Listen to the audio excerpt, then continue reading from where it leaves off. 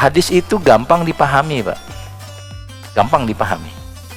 Tahu dari mana? Karena sahabat Nabi ketika mendengar sabda Nabi mereka paham.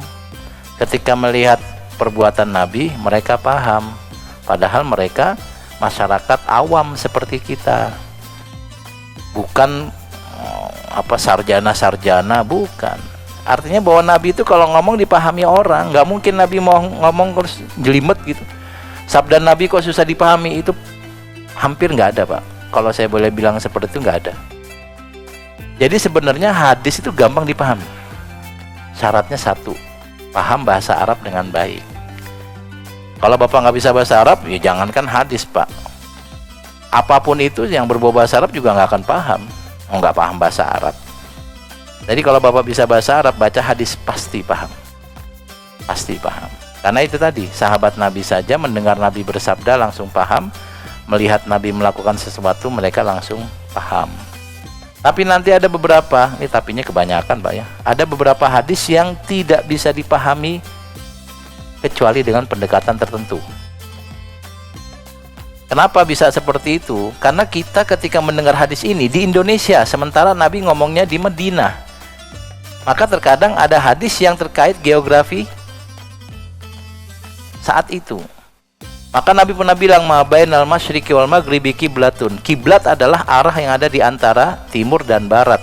Berarti kiblat itu kalau nggak di selatan, ya utara. Kenapa Nabi ngomong seperti itu, bersabda seperti itu? Karena memang letaknya Madinah bukan di timurnya Mekah. Maka orang Arab paham, oh berarti kita menghadap ke Mekah, yang arahnya bukan di barat kita atau di timur kita. Indonesia nggak boleh pakai hadis itu karena beda geografis. Mekah itu bagi kita ada di barat, untuk Jakarta mungkin barat mungkin 11 derajat atau berapa, saya lupa hitungannya ya. Gampang sekarang untuk mengukur arah kiblat kan, sudah banyak teknologinya.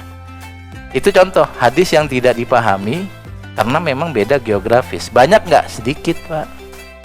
Sedikit. Nanti ada hadis Nabi lagi, kalau kamu BAB itu jangan menghadap kiblat, walakin syarriku au ghorribu. Kalau bisa, kalau BAB menghadapnya ke barat atau ke timur. Ya itu konteksnya Madinah lagi ya. Kalau kita berarti jangan menghadap ke barat atau ke timur. Kalau ke barat berarti menghadap kiblat, kalau ke timur berarti membelakangi kiblat.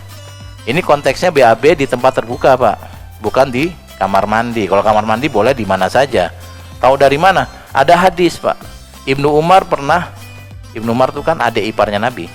Jadi beliau pernah melihat kamar mandinya Nabi dan tempat BAB-nya Nabi di rumah Ibu Hafsah itu menghadap ke kiblat. Berarti kalau nanti Bapak masuk toilet dia menghadap kiblat, nggak usah miring-miring, Pak.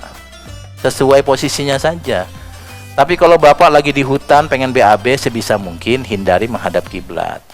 Tapi kan wajah-wajah Bapak ini bukan yang BAB di hutan ya, Pak ya. Udah nggak kuat naik gunung. Ya siapa tahu, kita nggak tahu ya, kita nggak tahu. Nah itu terikat geografis.